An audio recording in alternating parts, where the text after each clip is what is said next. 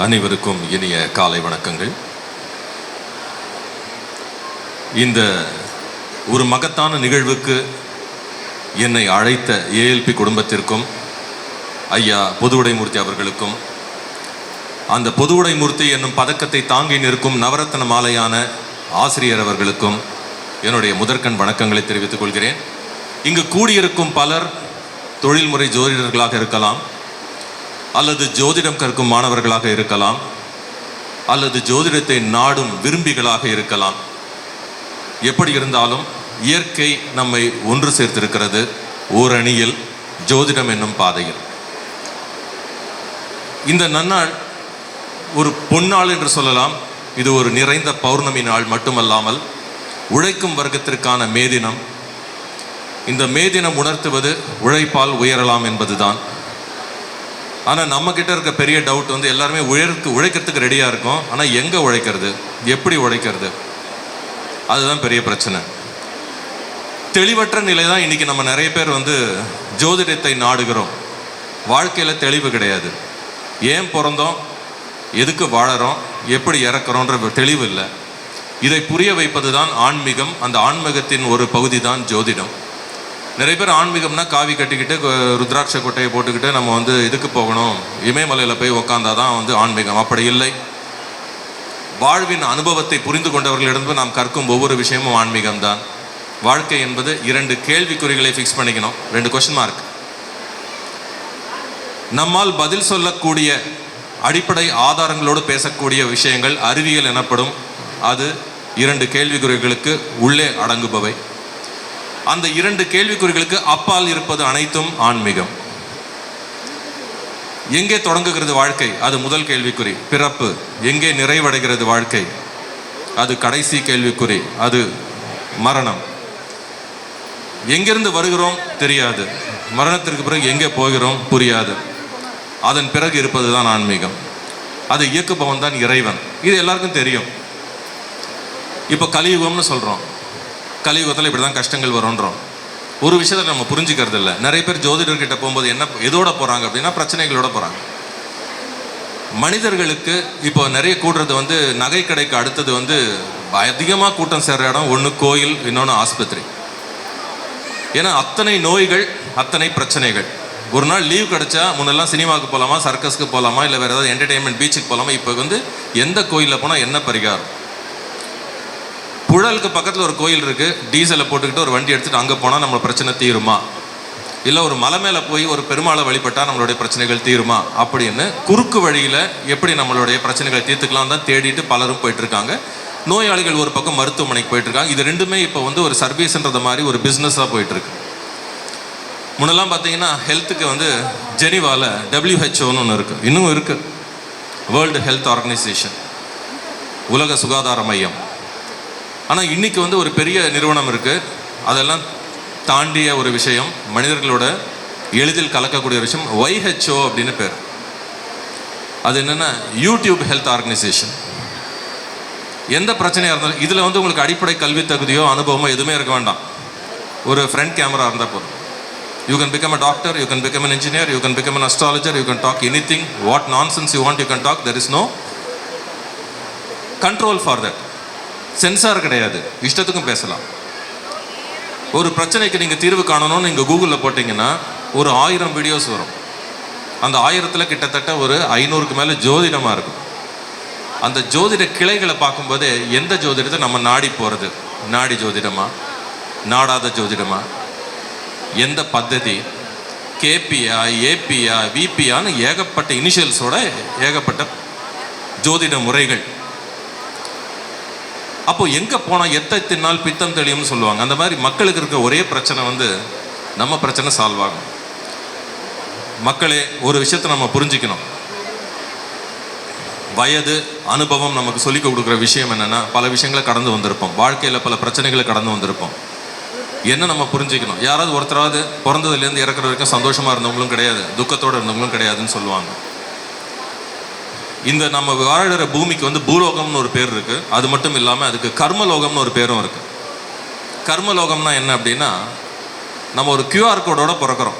பிறக்கும் போதே நம்ம கூட ஒரு QR கோட் இருக்குது, அதுதான் ஜாதகம்.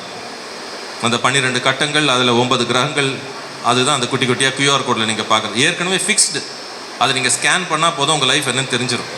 ஆனால் அதுக்கு ஸ்கேனர் இல்லை நம்மக்கிட்ட. அதனால தான் அதை எடுத்துகிட்டு தெரு தெருவாக சுற்றிக்கிட்டு இருக்கோம். என் வாழ்க்கை எப்படி இருக்கும், என் வாழ்க்கை எப்படி இருக்கும் அப்படின்னு. நம்முடைய வாழ்க்கை அப்படின்றது life is very interesting, but we are making it காம்ப்ளிகேட்டட்னு சொல்லுவேன் யூஸ்வலாக அந்த மோட்டிவேஷன் டாக் போகும்போது. Life is really very very interesting, but only we are making it complicated. ஆனால் ஆன்மீகத்தில் பார்க்கும்போது நம்ம என்ன புரிஞ்சுக்கணும் அப்படின்னா, நம்ம ஒவ்வொருத்தரும் இங்கே பிறந்திருக்கிறது பிறவி பயன் என்ன அப்படின்னா, பூர்வ ஜென்மத்தில் நம்ம பண்ண திருவிளையாடல்கள், அதுக்குண்டான பனிஷ்மெண்ட்ஸ், புழல் ஜெயில் மாதிரி நம்ம வாழ்க்கை. ரெட் கார்பெட் போட்டு வரவேற்கிற இடம் கிடையாது வாழ்க்கை என்பது. நமக்கு வழங்கக்கூடிய ஒரு வாய்ப்பு, நாம் செய்த தவறை திரும்பி பார்த்து திருத்திக் கொள்வதற்கான ஒரு வாய்ப்பு தான் இந்த வாழ்க்கை. பிறப்புக்கும் இறப்புக்கும் இடைப்பட்ட அந்த சிறிய கால அளவு மிக மதிப்பிற்குரியது. கிடைக்காத ஒரு பெரிய பொக்கிஷம், அதுவும் மானிட ரூபத்தில் முதுகெலும்பு இருக்கக்கூடிய ஒருவனால் தான் இறைநிலை அடைய முடியும்னு சொல்லும்போது, நம்ம மனுஷனாக பிறந்ததுக்கே முதல்ல நம்ம அது வரம்னு நினைக்கணும். அதை தவிர எனக்கு இந்த வரம் கிடைக்குமா, அந்த வரம் கிடைக்குமா, இதுதான் வரம். மனுஷனாக பிறந்ததே ஒரு வரம். அதை வச்சு இந்த இருக்கக்கூடிய காலத்தில் நம்ம என்னென்ன நல்லது பண்ணலாம் அடுத்தவங்களுக்குன்னு யோசிக்கணும். பேதை மனிதனே கடமையை இன்றே செய்வதில் தானே ஆனந்தம்னு ஒரு திரைப்பட பாடல் இருக்கும். ஆனந்தம் எங்கே இருக்கு, அங்கே இருக்கு இங்கே இருக்குன்னு ஓடுறோம். பட் உன்னுடைய கடமையை நீ இன்னைக்கு செஞ்ச ஆனந்தம் அப்படிங்கிறாங்க. அப்போ இந்த கர்மலோகத்தில் நாம் பிறந்ததுக்கு நம்ம என்னென்ன கஷ்டங்களை அனுபவிக்க போகிறோம் அப்படின்றதுக்கு ஒரு சின்ன அந்த QR கோட் ஸ்கேனர் தான் ஜோதிடம் என்பது. எங்கெங்கே தப்பு பண்ணியிருக்கோம், பிறவியில் எதனால இந்த பிறவி எடுத்திருக்கோம், எந்த வீட்டில் எந்த கிரகம் இருந்தால் அதை வச்சு நம்மளுடைய பூர்வ ஜென்ம கர்மாவை நிர்ணயிக்க முடியும். அதுக்கு முடிஞ்ச அளவுக்கு நம்ம என்னென்ன பண்ணிக்க முடியும். ஆனால் பொதுவாக மக்கள் ஜோதிடர்கிட்ட வரும்போது ஒரு பிரச்சனையை கொண்டு வருவாங்க. பொண்ணுக்கு கல்யாணம் ஆகலை, இல்லை எனக்கு வந்து ஆப்ரேஷன், இல்லை ஏதாவது வேலை கிடைக்கணும், ட்ரான்ஸ்ஃபர், ப்ரொமோஷனு, ஏதோ ஒன்று வீடு வாங்கணும், பிஸ்னஸ் ஆரம்பிக்கணும், இப்படி ஒரு பிரச்சனை. ஒரு சிலர் வந்து ஒன்றுமே இல்லாமல் ஜோதிடரை டெஸ்ட் பண்ணுறதுக்காக வருவாங்க. ஜாதகத்தை கொடுத்துட்டு சொல்லுங்கள், என்னை பற்றி சொல்லுங்கள் அப்படின்னா, இப்படியும் ஒரு குரூப் இருக்கும். ஜோதிடம் அதற்காக அல்ல. உங்களுக்கு உண்டான ஸ்பெசிஃபிக்கான ஒரு ப்ராப்ளமை பற்றி நீங்கள் தெரிஞ்சுக்கிறதுக்கு உண்டான ஒரு நுண்மையான தெய்வீக கலை தான் ஜோதிடம். நம்ம ஏற்கனவே என்னென்ன தப்பு பண்ணியிருக்கோன்றதை தெரிஞ்சுட்டு அதுக்கு நம்ம எடுக்கக்கூடிய நடவடிக்கைகள் தான் பரிகாரம். ஆனால் இப்போ பரிகாரன்றது வேறு மாதிரி ஆயிடுச்சு. ஒரு ஜோதிடர்கிட்ட போகிறோம், ஒரு விஷயம் நடக்கலை, உடனே அவர் கட்டத்தை பார்க்கணும், பார்த்துட்டு எனக்கு வந்து 4 கோயிலுக்கு அனுப்பணும், 2 ராசிக்கல் போட்டுக்க சொல்லணும், வீட்டில் வந்து பிரமிடை வைக்க சொல்லணும், இல்லை ஏதோ ஒன்று பண்ண சொல்லணும். ஆனால் நமக்கு எல்லாமே சரியாயிடணும். இது சான்ஸே கிடையாது. There is no chance unless otherwise you realise your mistakes, rectify it. Realise and rectification தான் லைஃப். எது வரைக்கும் நம்ம தவறுகளை நம்ம உணராமல் இருக்கிறோமோ, எது வரைக்கும் நம்மளுடைய தவறுகளை நம்ம திருத்திக்கொள்ளாமல் இருக்கிறோமோ, அது வரையில் நம்மளுடைய விதி மாறாது என்பது தான் நிதர்சனமான விதி. ஆனால் அதை செய்கிறதுக்கு யாருக்குமே மனசு கிடையாது. பரிகாரம்னா ஏதோ ஒரு பெரிய விஷயமா நினைக்கிறோம். சிம்பிளாக நம்ம பரிகாரம் புரிஞ்சுக்கணும் அப்படின்னா, ரோட்டில் போயிட்டுருக்கோம், டிராஃபிக்கு வண்டி நகர மாட்டேங்குது முன்னாடி. அந்த நேரத்தில் என்ன பரிகாரம்? ஹார்ன் அடிக்கிறது தான் பரிகாரம். பச்சை மிளகாவை கடிச்சிட்டோம், காரம் கண்ணில் அப்படியே தண்ணி கொட்டுது, என்ன பரிகாரம்? தண்ணி குடிக்கிறது தான் பரிகாரம். இதுக்கு இல்லாமல் இப்போ ஜோதிடரில் பார்த்துட்டு இருப்போம். அப்பப்போ நமக்கு வரக்கூடிய கஷ்டங்களுக்கு நம்மளுடைய புத்தியை பயன்படுத்தி அப்பப்போ நம்ம ஏற்படுத்திக்கிற நிவர்த்திகள் தான் பரிகாரமே தவிர, பரிகாரம் வாழ்க்கையை மாற்றி விடாது. டெம்பரரியாக ஒரு சொல்யூஷன் கொடுக்கும். இதையெல்லாம் நம்பி பணத்தை செலவழித்து கடைசியில் நிம்மதியும் இழந்து போகிற மக்கள் மத்தியில் அவர்களுக்கும் எளிதில் புரியும் வகையில், இப்போ ஃபார் எக்ஸாம்பிள் தலைவலி வருதுன்னு வச்சுக்கோங்க, நமக்கு உடனே வந்து நியூராலஜிஸ்ட் கிட்ட போய் பார்த்துட மாட்டோம், உடனே போய் ஒரு ஜோதிடரை போய் பார்க்க மாட்டோம். நம்ம கையில் ஃபஸ்ட் எடுக்கிறது ஒரு பெயின் பாம் இல்லையா? நம்ம ட்ரேட் நம்ம பேசக்கூடாது பொது வழியில். எல்லார் வீட்லேயும் மஞ்சள் கலரில் ஒன்று உட்காந்துருக்கும், தலைவலியாக உடனே அதை எடுத்து தேய்ச்சி விட்டால் சரியாயிடும். இப்படி அதுக்கு நியூராலஜியும் படிச்சிருக்கலாம். ஒரு 5 வருஷம் MBBS படிச்சுட்டு, அப்புறம் ஒரு 3 வருஷம் அதை பற்றி நியூராலஜியில் ஒரு MD படிச்சுட்டு, அதுக்கப்புறமா ஒரு DM பண்ணி எல்லாம் படிச்சிருக்கலாம், எது அந்த தலைவலியை புரிஞ்சுக்கிறதுக்கு. ஆனால் அந்த தலைவலி எதனால வந்ததுன்னு புரியாமலே ஒரு பாம் எடுத்து போட்டு நம்ம தலைவலியை போக்கிக்கிற மாதிரி, நமக்கு இமீடியட் ரிலீஃப் தேவைப்படுற இடத்துல நமக்கு இன்றைய காலகட்டத்தில் இந்த AI காலத்தில் நம்ம கையில் ஒரு சாஃப்ட்வேரை கொடுத்து அந்த பெயின் பாம் மாதிரி எங்கே பெயின் இருக்கோ அப்போவே தேய்ச்சிக்கோன்னு கொடுத்தது தான் இது ALP. இந்த ALPன்றதை வந்து அடிப்படை ஜோதிடம் படித்து, அது ஒரு 1.5 வருஷம் தனியாக படித்து, அதுக்கப்புறம் ஒரு 15 வருஷம் குரு கிட்ட கற்றுக்கிட்டு, நம்மளும் அல்லல் பட்டு லோல் பட்டு கடைசியில் வந்து நான் ஒன்று கண்டுபிடிச்சேன்னு சொல்கிறத விட, புத்திசாலித்தனம் ஏற்கனவே இதில் பயணித்து இதில் மூழ்கி முத்தெடுத்த ஒருத்தர்கிட்டேருந்து அந்த அனுபவத்தை எடுத்துக்கிறது புத்திசாலித்தனம் தானே. அதுவும் இன்றைக்கி இருக்கிற சூழ்நிலையில் கைபேசியிலே வந்துடுது எல்லாமே. பஸ்ஸில் போயிட்டே இருக்கிறோம், நடுவில் வந்து இந்த பக்கம் போகிறதா அந்த பக்கம் போகிறதான்னு தெரில, G மேப் பார்க்குறோம். கூகுள் மேப் போட்டால் கரெக்டாக காமிச்சு கொடுத்துருது. நீ ரைட் எடு, லெஃப்ட் எடு. அதில் ஒரு அம்மா அவர் வந்து பேசுவாங்க, டேக் லெஃப்ட், அந்த பேர்லாம் கொஞ்சம் இதுவாக இஷ்டத்துக்கும் சொல்லுவாங்க. இருந்தாலும் வழிகாட்டுவதற்குன்னு ஒரு அம்மா இருப்பாங்க ஜி மேப்பில். அந்த மாதிரி நீங்கள் காரில் போகும்போதோ இல்லை வழியில் முடிவெடுக்காமல் ஒரு பிஸ்னஸுக்கு போகிறீங்க, என்ன பண்ணுறது, இது நல்லா நடக்குமா நடக்காதா, டக்குன்னு எடு ஏஎல்பியை போட்டுப்பார். எத்தனாவது இடம், 12 எப்படி இருக்குது, 8 எப்படி இருக்குது, 6 எப்படி இருக்குது, 2 கரெக்டாக இருக்கா, ஓகே இன்னைக்கு போகலாம் அப்படின்னு உடனடியாக கையில் ரெடி ரெக்கனர் மாதிரி ஒரு மெத்தடை ஒரு நம்மளோட செல்ஃபோன்லேயே, தனியாக மறந்துட்டுலாம் போக முடியாது. இன்றைக்கி எதை மறந்தாலும் மறப்போம், வண்டி சாவை கூட மறந்துடுவோம். ஆனால் வந்து நம்மளுடைய மொபைல் இல்லாமல் நம்ம போக மாட்டோம். ஸோ அந்த மொபைலுக்குள்ளேயே நுழைஞ்சது தான் வெற்றி இந்த ஜோதிட முறைக்கு. அதுலேயும் வந்து ஏஎல்பி அதில் முதன்முறையாக செய்து அதன் மூலமாக பல நல்ல விஷயங்களை சொல்லிக் கொடுத்து, ஒழுக்கத்தை சொல்லிக் கொடுத்து, அதிகாலையில் எழுந்துக்கிறத பற்றி சொன்னாங்க. இதெல்லாம் யாருக்கும் நிறைய பேருக்கு இதுதான் பரிகாரமே. ஜோதிடத்தில் நீங்கள் ஜோதிடம் கூட கற்றுக்க வேணாம், நல்லா இருக்கணுமா ஒழுக்கத்தை ஒழுக்கம் விழுப்பம் தரலான்னு, ஒழுக்கம் உயிரினும் போம்பப்படும். இதையே நம்ம ஏற்றுக்காதவங்க நம்ம எப்படி நம்ம கிரகங்களை பற்றி புரிஞ்சுக்க போகிறோம், ஆராய்ச்சி பண்ண போகிறோம். சரி, கிரகங்களை தான் நான் நம்புவேன், எனக்கு வந்து அந்த 9 கிரகங்கள் தான் எல்லாமே. ராகு கேது எங்கே இருக்கான்னு பார்க்கணும், சூரியன் எங்கே இருக்கான்னு பார்க்கணும், சந்திரன் எப்படி இருக்கான்னு பார்க்கணும், யார் நீச்சம் யார் உச்சம், யாரை எங்கேருந்து பார்க்குறாங்க. சரி, அதெல்லாம் இருக்கட்டும், எல்லாமே ஒரு பரிணாம வளர்ச்சியில் போயிட்டுருக்கு, எவல்யூஷன். ஜோதிடத்துக்கும் ஒரு பரிணாமம் இருக்கும். நம்ம என்ன சொல்கிறோம், பாரம்பரிய ஜோதிடம்னு ஒன்று இருக்குது, பராசுர ஹோர சாஸ்திரா, அதுதான் முதல்ல வந்தது. இல்லை, அதுக்கு முன்னாடி சொல்கிறாங்க அஷ்டவர்க்கம்னு இருந்ததுன்றாங்க. அதுக்கு முன்னாடி கலியுகத்தில் வந்து தான் ராகு கேது இருந்தது. அதுக்கு முன்னாடி ராகு கேதுவே கிடையாது, 7 கிரகங்கள் தான்றாங்க. அப்போ அதுலேயும் ஒரு வளர்ச்சி இருக்கிறது. நம்ம இன்னைக்கு சொல்கிற பாரம்பரிய ஜோதிடம்ன்றதுலேயும் ஒரு வளர்ச்சி இருக்குது, ஒரு பரிணாம வளர்ச்சி. அதனுடைய தொடர்ச்சி, அந்த வளர்ச்சியின் தொடர்ச்சி தான் இந்த ஏஎல்பி.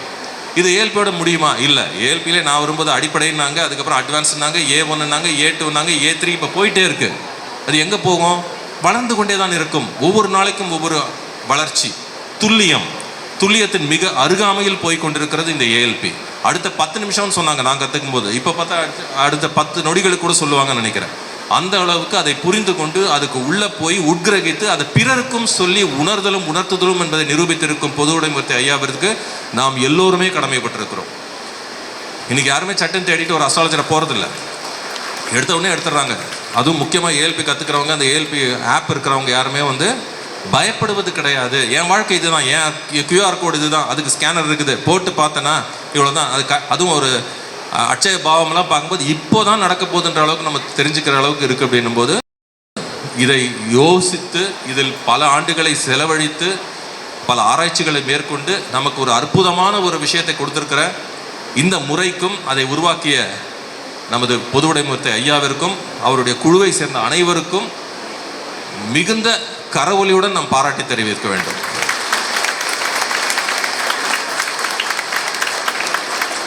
ஏஎல்பி என்பது ஒரு டூல்.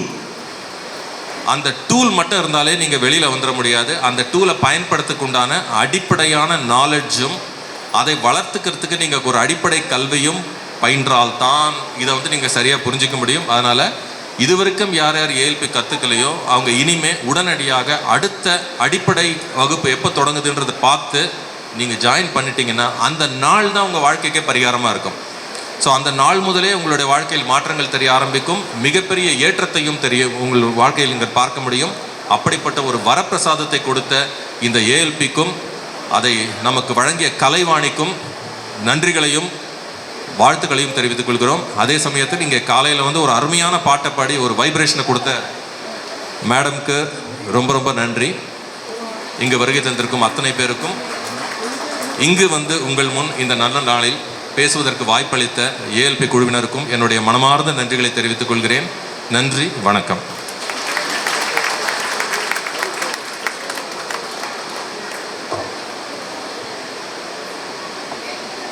ரொம்ப மகிழ்ச்சி சுரேஷ் சார். ஏன்னா ஏஎல்பியை அதிகாலை பொழுதில் ஆரம்பிப்பதே சிறப்பு என்பதை சொல்லி, நீச்சம் சொல்லி, உச்சம் சொல்லி, நீச்ச பங்கம் சொல்லி எனக்கு அப்படியே ஒரு நிமிஷம் மெய் சிலிர்த்து போச்சு. துல்லியம் 10 நிமிடத்திற்கு சொன்னார்கள், அடுத்து 10 நொடிக்கு சொல்லுவார்களோ என்று பாரம்பரிய ஜோதிட சாஸ்திரத்திலே சொல்வார்கள். தசை, புத்தி, அந்திரம், அதி அந்திரம், சூக்ஷமம் என்று அதை பிரிப்பார்கள். இப்போ அந்திரம் வரைக்கும் தான் பெரும்பாலான ஜோதிடர்கள் பார்க்கிறார்கள், அதி அந்தரத்தையும் சூக்ஷ்மத்தையும் பார்க்கறதில்ல.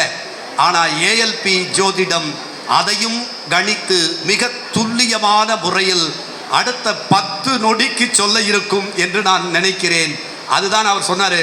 நான் வந்தப்போ 1ன்னாங்க, 2ன்னாங்க, அட்வான்ஸ்னாங்க, இன்னும் போயிட்டே இருக்குது அப்படின்னாங்க. அதில் எல்லோரும் இணைந்து அவரவர் வாழ்க்கையை ஒரு கண்ணாடியைப் போல அவரவர்களே பார்த்து கொள்ள வேண்டும் என்பதுதான் ஏஎல்பியினுடைய அக்ஷய லக்ன பத்ததியினுடைய முறை என்பதை சொல்லி, ஏஎல்பி படிக்கிற மாணவர்களுக்கு தெரியும் நான் பிறரிடத்தில் நன்றி உணர்வோடு இருப்பேன் என்பது. எல்லோரும் வந்து பாராட்டுகிறார்கள். அவர்கள் அத்துணை பேருக்கும் நெஞ்சம் நிறைந்த நன்றியை ஏஎல்பி சார்பாக தெரிவிக்க வேண்டும் என்றால் ஒரு நன்றி தெரிவிக்கும் பாடல் அரங்கில் மலர வேண்டும். இதோ அரங்கில் நன்றி தெரிவிக்கும் அந்த பாடல்.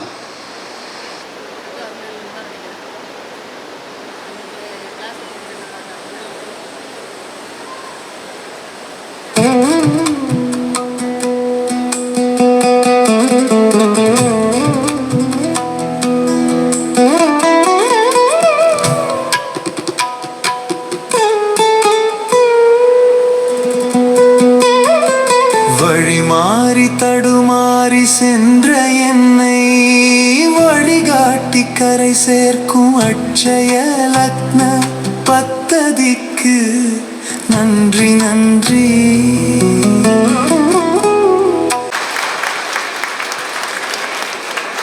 கைத்தட்டல் பத்தல.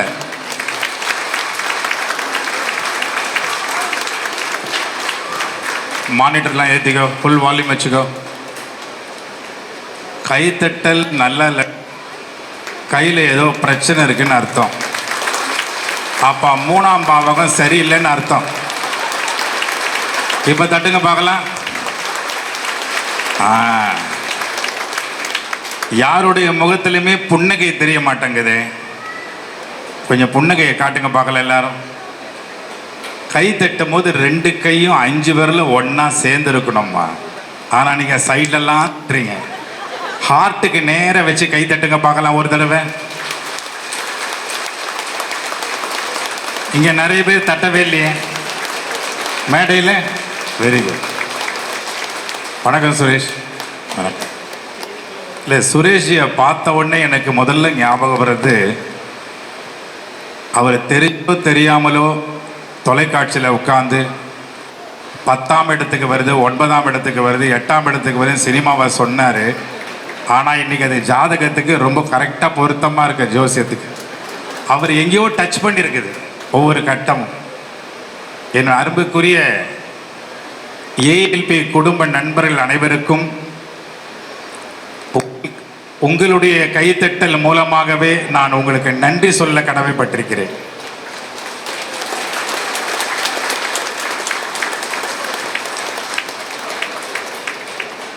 கடைசியாக போட்ட பாடல், இப்பொழுது போட்ட பாடல் வந்து நன்றி பாவத்தோடு வந்துச்சு. நான் இந்த மேடையை நன்றிக்குரிய மேடையாக நான் வந்து இப்போது பயன்படுத்திக்கிறேன். என்னுடைய முதல் நன்றி யாருக்கு சொல்வேன்னா, அப்பா அம்மாவுக்கு அதை விட்டுருங்க, அதை நம்ம வாழ்நாள் நன்றி சொல்லி ஆகணும். ஆனால் அந்த ஏஎல்பி அப்படிங்கிற இந்த காரணம் அமைஞ்சதுக்கு முதல் நன்றி என்னுடைய இளைய சகோதரி டாக்டர் இளவரசி அவர்களுக்கு. உங்களுடைய பலத்த கைத்தட்டல் மூலம், பலமாக கைத்தட்டினா நல்லா இருக்க, உடல் ஆரோக்கியமாக இருக்குன்னு ப்ரூவ் பண்ணிக்கிட்டே வரீங்க. இந்த நிகழ்ச்சி முடியறதுக்குள்ளே நீங்கள் 2019 தடவை கைத்தட்டிருந்தீங்கன்னா உங்களுக்கு ஆயுள் ரேகையிலே பிரச்சனையே இல்லைங்கிறத சில அறிஞர்கள் சொல்லி கேள்விப்பட்டேன். இப்போ கைத்தட்டுங்க பார்க்கலாம். வால்யூம் ஏற்றுப்பா. இந்த நன்றி யாருக்குன்னா, நான் முதல்ல சொல்கிறது நன்றி வந்து என் தங்கைக்கு சொல்லிட்டேன். ஏன் சொன்னேன் அப்படின்னா, இன்னைக்கு நான் வந்து மேடையில் நிற்கிறேன் அப்படின்னா, என்னை பற்றி அறிமுகப்படுத்தும் போது என் நண்பர் சொன்னார், நடிகர் தாமு, மாணவர் தலை, அதெல்லாம் வேற. ஆனால் இங்கே நான் ஒரு மாணவனாக அவங்க முன்னாடி நிற்கிறேங்கிறது தான் எனக்கு மிகப்பெரிய பெருமை.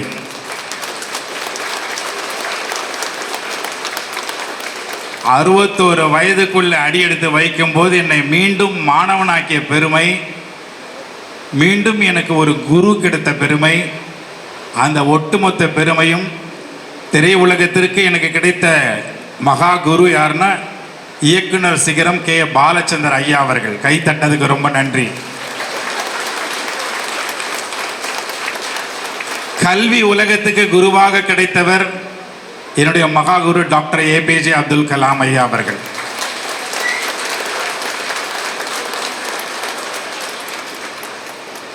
அதுக்கு அடுத்தபடியா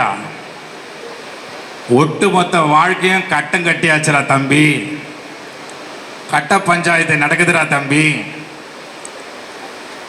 நம்ம கையில் எதுவுமே கிடையாது, எல்லாமே கிரகங்கள் கையில் இருக்குது, ஆனாலும் உன் கையில் தான் இருக்கு அப்படின்னு வாழ்க்கையினுடைய சாராம்சத்தை புரிய வைத்து, மிகவும் எளிதாக பொறுமையாக புரிய வைத்து, அந்த கலை எங்கே ஒளிந்திருக்கிறது என்றால் தமிழனுடைய பாரம்பரிய கலை 64 கலைகளில் 5வது கலையாக ஒளிந்திருக்கிறது என்பதை புரிய வைத்து, அந்த கலைக்குள்ளே என்னை அன்பாக அழைத்து, வகுப்புக்குள் என்னை அழைத்து, இந்த ஜோதிடக்கலை எனக்குள் அனுப்பி இன்னைக்கு வாழ்க்கையை 100% புரிய வைத்த மகா குருதான் நம்முடைய பொதுவுடைமூர்த்தி ஐயா அவர்களுக்கு கைத்தட்டல் எப்படி இருக்கணும்னா,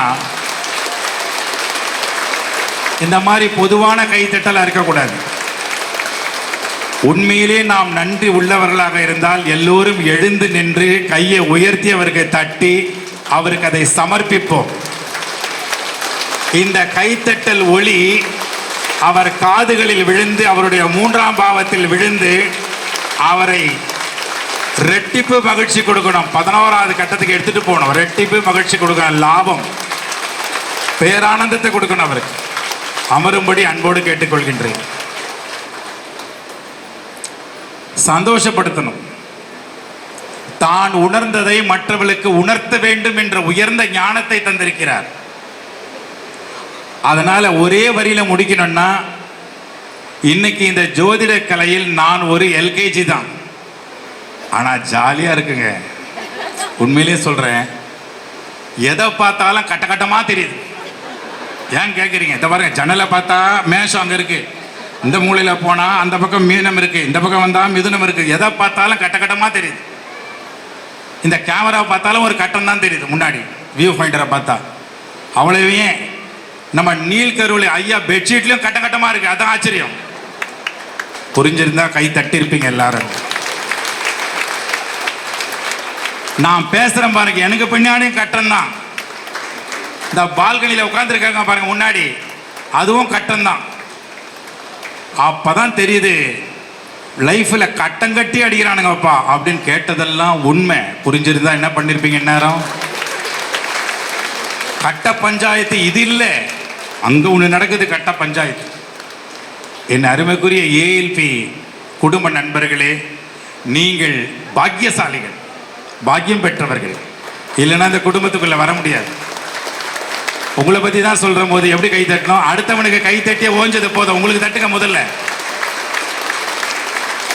முதல்ல ஜாதகர் தன்னை உயர்த்தி கொள்ள வேண்டும். எப்ப பார்த்தாலும் தாழ்த்திக்கிறது, எனக்கு என்ன பண்றதுனே தெரியல, ஒண்ணுமே புரியல, அதெல்லாம் ஒண்ணு மேல வந்து நிக்கிறேன் எல்லாரும். இன்னைக்கு ஏதாவது புரியணுங்கிறதுக்கு தான். இந்த மேடையில் இருக்கின்ற அத்தனை பெரியவர்களுக்கு ஒரு கைத்தட்டல் கொடுங்க.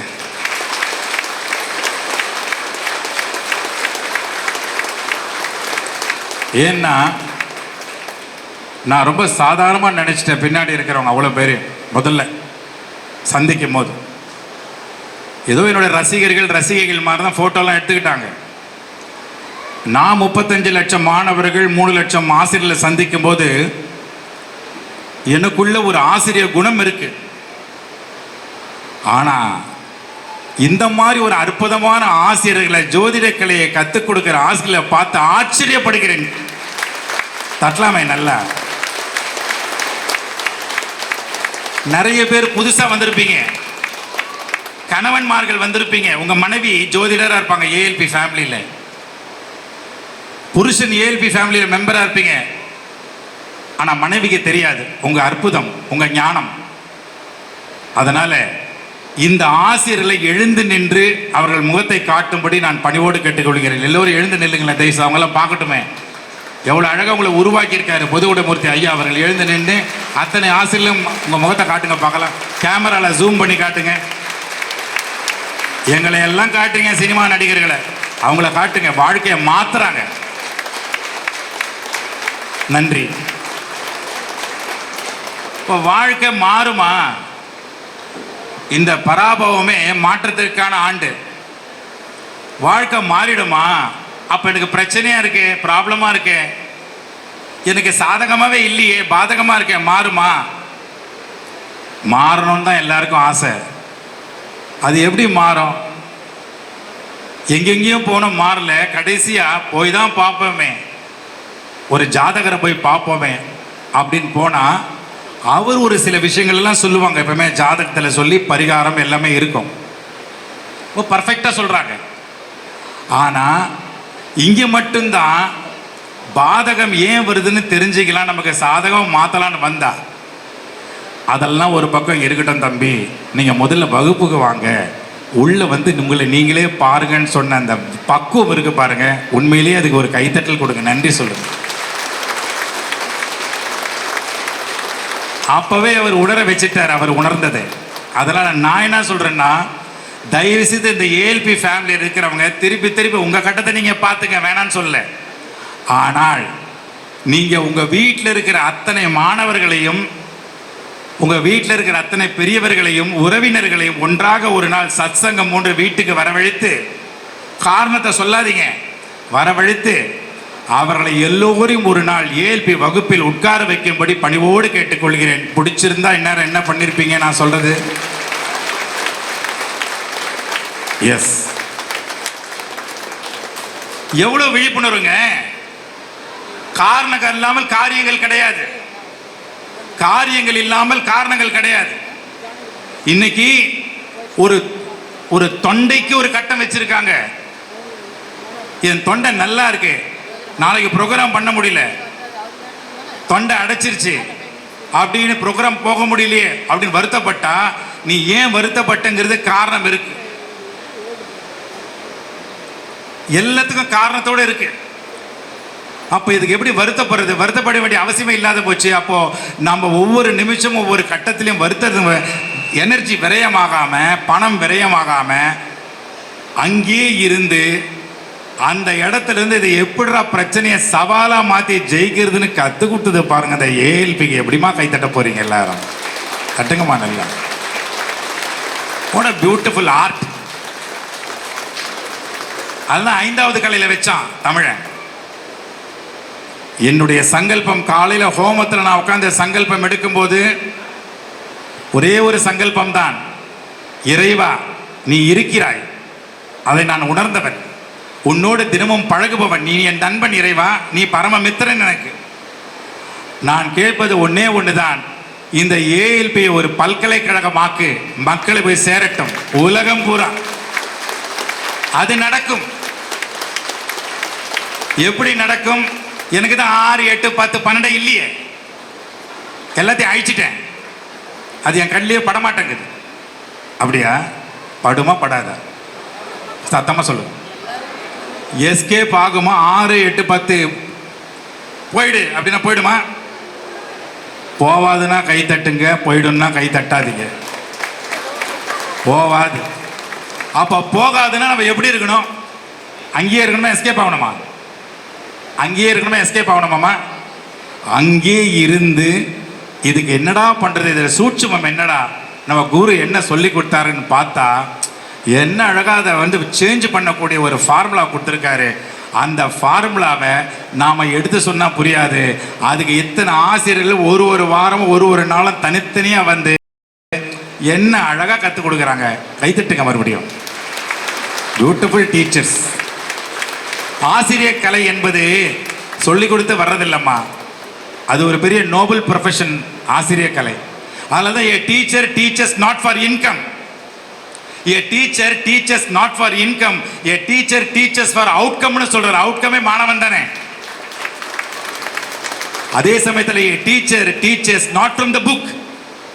ஜோதிட புத்தகத்திலிருந்து இங்க எடுக்கல. A teacher teaches not from the book. A teacher teaches from the heart னு சொல்றாரு டாக்டர் கலாம். இதயத்திலிருந்து எடுக்கிறாங்க 3ஆம் பாவம். What a great. ரொம்ப ஆச்சரியமா இருக்கு. நான் வந்து ரொம்ப பெருமைப்படுறேன். நீங்கள் எல்லாரும் உங்கள் வீட்டில் இருக்கிற குழந்தைகளை தயவுசெய்து ஏஎல்பி பல்கலைக்கழகத்துக்குள்ளே கொண்டு வாங்க. வேல்ஸ் பல்கலைக்கழகத்தில் ஒரு ஜோதிட கலைன்னு ஒரு டிபார்ட்மெண்ட்டே இருக்கு. இன்னும் ஒரு வாரத்தில் நான் சென்று பேச இருக்கிறேன். அந்த சிலபஸில் ஏஎல்பியை கொண்டு வந்து நிற்க வைங்க. என்னம்மா நல்லா தான் தட்டுங்களேன். இதுவரைக்கும் நீங்கள் 418 தடவை தான் கை தட்டியிருக்கீங்க. நிகழ்ச்சி முடிகிறதுக்குள்ள குறைஞ்சபட்சம் 1000 தடவையாவது கை தட்டிங்கன்னா 10ஆம் பாவத்தில் மாமியார் பிரச்சனையே வராது. உணர்ந்திருந்தா கை தட்டுங்க, எல்லாம் தட்டாதீங்க.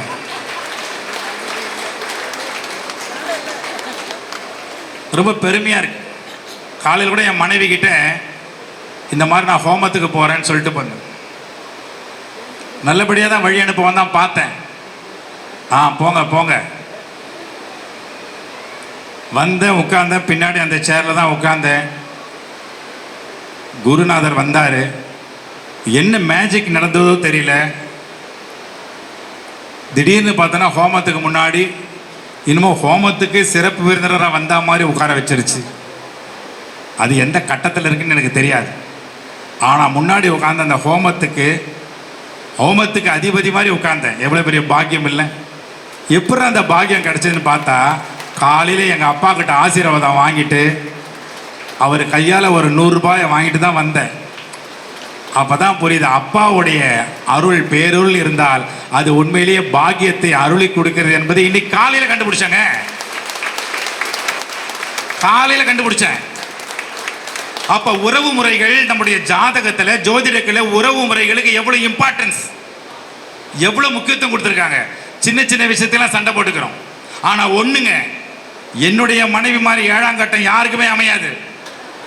பொறாமையில பிடிச்சிருக்கீங்க, இல்லைன்னா கை தட்டிருப்பீங்க எல்லாரும். யாருக்கும் அமையாது. ஏன்னா என் ஒய்ஃப் தான் எல்லாம் பாப்பா. வீடு பெருக்கிறது அவ தான் பாப்பா, துணி துவைக்கிறது அவ தான் பாப்பா, ஒட்டடிக்கிறது அவ தான் பாப்பா, பெருக்கிறது அவ தான் பாப்பா, சமையல் அவ தான் பாப்பா. அவ பாப்பா செய்யறதெல்லாம் நான் தான்.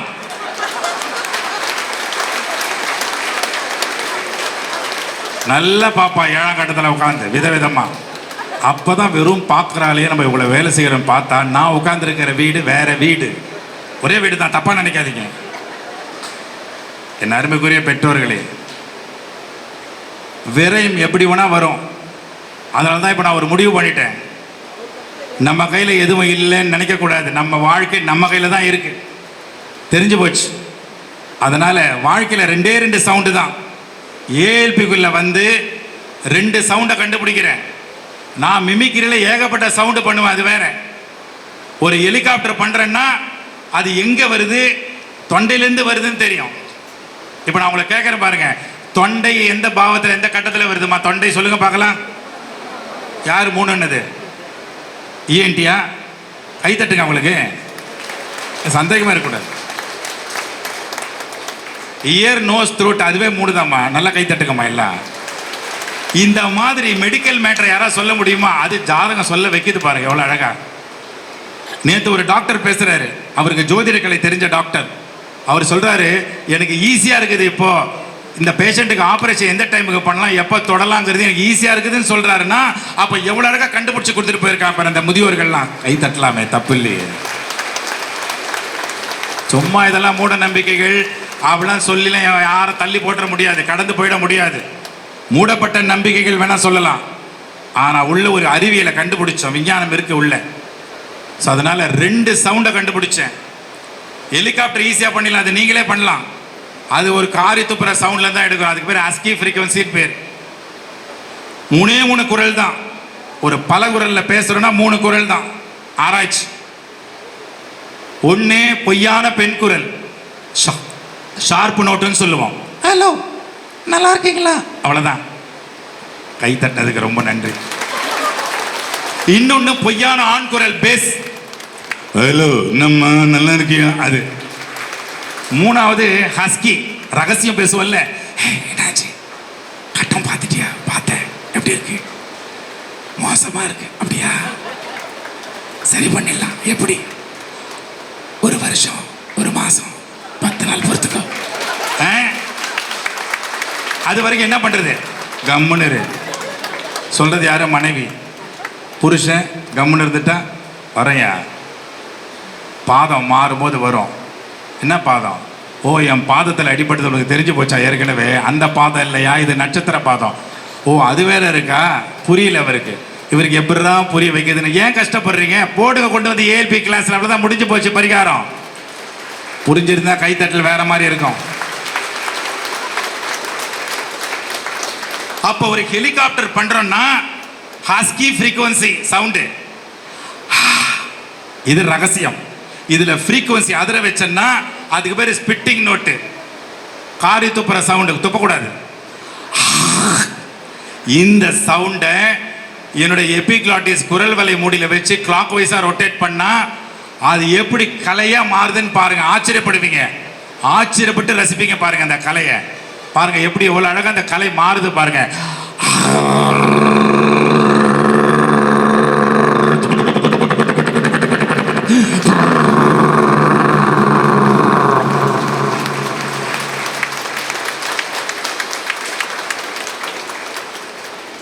எத்தனை பேருக்கு ஆச்சரியமா இருக்குது? கை தூக்குங்க. கை தூக்க முடியலன்னா உங்களுக்கு ப்ராப்ளம் எந்த கட்டத்தில் இருக்கு நீங்க தான் முடிவு பண்ணணும். ஒரு ஏரோப்ளேனை டேக் ஆஃப் பண்றேன்னா 4 இன்ஜின் தேவை. ஒன்று டாக்ஸி இன்ஜின், தரையில் போகணும் ஃப்ளைட்டு. ரெண்டாவது டேக் ஆஃப் இன்ஜின், மூணாவது ஃப்ளையிங் இன்ஜின், நாலாவது லேண்டிங் இன்ஜின். 5 இன்ஜின், 4 இன்ஜின் தேவை. ஆனால் தாமு சார், ஏஎல்பி மாணவன் தாமு சார் ஏரோப்ளேனை வாயால் டேக் ஆஃப் பண்ணோம்னா 2ஆம் கட்டம் ஒழுங்காக இருக்கணும், வாய் ஒழுங்காக இருக்கணும். டேக் ஆஃப் பண்ணோம்னா 4 உறுப்பு முக்கியம். ஒன்று கல்லீரல். நிறைய பேருக்கு கல்லீரல் எங்கே இருக்குன்னே தெரியல. ஆனால் ஏஎல்பி மாணவர்களுக்கு கல்லீரல் எங்கே இருக்குன்னு தெரிஞ்சாகணும். நான் சொல்றது புரிஞ்சிருந்தா, ஒத்துக்கிட்டு இருந்தா இந்நேரம். அப்போ எல்லாரும் கையை நீட்டுங்க பார்க்கலாம். எல்லாரும் இந்த இடத்துல கை வைங்க. கடைசி விலா எலும்புக்கு இங்கே வைங்க பார்க்கலாம். இப்போ சொல்லுங்க, இந்த பகுதி எத்தனாம் கட்டம்? நல்ல சத்தமாக சொல்ல. என்னம்மா வெக்கம்? 5 6 5 மேல் வயிறா? கல்லீரல் எங்க இருக்கு? மேல் வயிறில். கைத்தட்டுங்க உங்களுக்கு. 500 வேலை செய்யுதுமா உழைப்பாளி. 500 வேலை செய்யுது அந்த உழைப்பாளி. இந்த உழைப்பாளர் தினத்துக்கு முதல்ல கல்லீரலுக்கு கைத்தட்டுங்க எல்லாரும். நான் உழைக்கிறேன், என்னுடைய உழைப்பு. என்ன உழைப்பு? அது உழைக்குது இங்கே உட்காந்துக்கிட்டு. அதை உழைக்க விடுறதில்லை. நைட்டில் தூங்குறதே கிடையாது. தூக்கம் போச்சுன்னா போச்சு கல்லீரல். இப்போ ஃப்ளைட்டை டேக் ஆஃப் பண்ணுறேன், எங்கள் முகம் அஷ்டகோணலுக்கு மாறும். டிவியில் காட்டிடாதீங்கப்பா, க்ளோஸ்அப் காட்டிடாதீங்க. எவ்வளோ கஷ்டப்பட்டு பண்ணுறேன்னு பாருங்கள். அதுக்கப்புறம் இந்த 2 சவுண்டு பண்ணுறேன். இந்த மிமிக்ரி பண்ணுறதுக்கு ஒவ்வொரு நாளும் பயிற்சி எடுக்கிறோம், சும்மா இல்லை. அப்போ தான் எங்கள் அப்பா சொன்னார், டே நீ இந்த கலையில் சாம்பியன் ஆகணும்னா 2 கிங் எடுத்து வெளியில் வைனார். 2 கிங் எடுத்து வெளியில் வச்சதுனால இந்த மிமிக்ரியில் இன்னைக்கு 5 சாம்பியன்ல நான் ஒரு சாம்பியனாக ஜொலிக்கிறேன்னா அதுக்கு காரணம் அந்த 2 கிங் எடுத்து வெளியில் வச்சேன். எங்கள் அப்பா பேச்ச கேட்டேன், அது ஒரு பாக்கியம். அந்த 2 கிங் யாருன்னு அப்புறம் சொல்கிறேன். அந்த 2 சவுண்ட் என்னன்னு அப்புறம் சொல்கிறேன். இப்போ எப்படி ஏரோப்ளேன் டேக் ஆஃப் பண்ணுறேன்னு பாருங்க.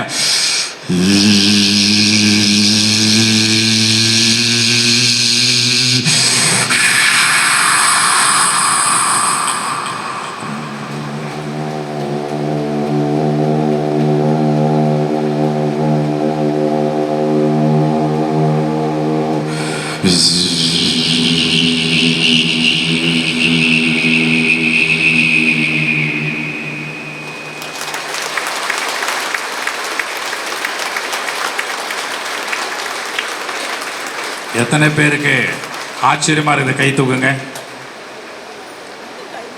ஏன் ஆச்சரியமா இருக்கு சொல்லுங்க பார்க்கலாம். நான் குட்ட குரல், இந்த பல குரல் நீங்க அங்கிருந்து என்ன பண்ணீங்க? காதால கேட்டீங்க. காது எத்தனாவது பாவம்? அப்ப கம்யூனிகேட் ஆச்சா இல்லையா? அப்ப கம்யூனிகேஷனுக்கு கைத்தட்டுங்க அம்மா. எவ்வளவு ஆரோக்கியமா இருக்கிறீங்க தெரியுமா அம்மா? உடல் உறுப்பு ஆரோக்கியம் இருக்குமா? கைத்தட்டுங்கம்மா. அந்த 2 கிங் யாரு சார்? சொல்லவே இல்லையே. அந்த 2 கிங் யாருன்னா, இன்னைக்கு நான் இவ்வளவு ஆரோக்கியமா நின்று பாதம் வலிக்காம நின்று பேசுறேன்னா அந்த 2 கிங் வெளியில வச்சதுனால தான். அந்த 2 கிங் யாருன்னா, ஒருத்தன் ஸ்மோக்கிங்கு, இன்னொருத்தன் ட்ரிங்கிங்கு. 2 கிங்கை வெளியே வச்சதுனால தான் இன்னைக்கு ஒழுக்கமா நிக்க முடியுது. அந்த 2 கிங்கை வெளியே வச்சதுனால தான் எதிர்காலத்தில் இதே ஏஎல்பியில் ஒரு நாள் நானும் கிங்கா வந்து உங்க முன்னாடி நிற்பேன். ஏன்னா என் முன்னாடி இருக்கிற அத்தனை பேரை கிங்குங்க, சாதாரண ஆள் கிடையாது. மேடையில் அத்தனை கிங் ஏஎல்பி கிங். அதனால நான் ரொம்ப நேரம் பேசுறத பார்த்து யாரோ ஒரு அம்மா கட்டத்தை பார்க்கறாங்க. இவன் வாயால கெட போறான், இவனுக்கு 2:12 இருக்குன்னு பார்த்துட்டாங்க. அதனால என் வாய் விரயத்துக்கு போகாம இருக்கிறதுக்குள்ள நான் சுப விரயமா முடிச்சுக்கணும்னு நினைக்கிறேன். அதனால இதுவரை பொறுமையுடன் நம்ம வந்து கேட்ட உங்கள் அனைவருக்கும் என்னுடைய இதயபூர்வமான நன்றிகளை தெரிவித்துக் கொண்டு, எனக்கு ஒரே ஒரு ஆசை, அவங்க பொதுமுடிவூர்த்தி ஐயா அவர்களுடைய மனைவி என் அன்பு சகோதரி ஒரு நாள் கிளாஸ் எடுத்தாங்க. அது 5வது நாள் நினைக்கிறேன். அவங்க கிளாஸ் எடுக்கும் போது பெற்றோர்களை பற்றி எடுத்தாங்க. அந்த பெற்றோர்களை பற்றி அவங்க கிளாஸ் எடுக்கும் போது கலாம் சார் இன்னைக்கு உயிரோடு இல்லாமல் போயிட்டாருன்னு நினச்சா, இருந்திருந்தாருன்னா அந்த வீடியோ அவருக்கு போட்டு காமிச்சதுன்னா அவர் வீடு தேடி வந்து பாராட்டியிருப்பார். அவ்வளோ அற்புதமாக அழகா பியூட்டிஃபுல் டீச்சர். எப்படி இவங்க ஒரு அழகாக பேசுறான்னு பார்த்தா நிஜமாலுமே டீச்சரு கை தட்டுங்க. அதுக்கு முதல்ல எப்படி இத்தனை டீச்சரை உருவாக்குற ஆச்சரியப்பட்டு, அவரும் டீச்சரு, மகா குருவும் டீச்சர் தான், ஏஎல்பி குருவும் டீச்சரு, எல்லாம் பிஎட். நான் கிடையாது, அது பிஎட்னா அது ஒரு தனி கலை. அதனால தான் நாங்கள்லாம் மோட்டிவேட்டர்ஸ். டீச்சர்கிட்ட எப்படி மாணவனை சேர்த்து வைக்கிறதுங்கிறதுல நிபுணர்கள். அது கலாம் ஐயா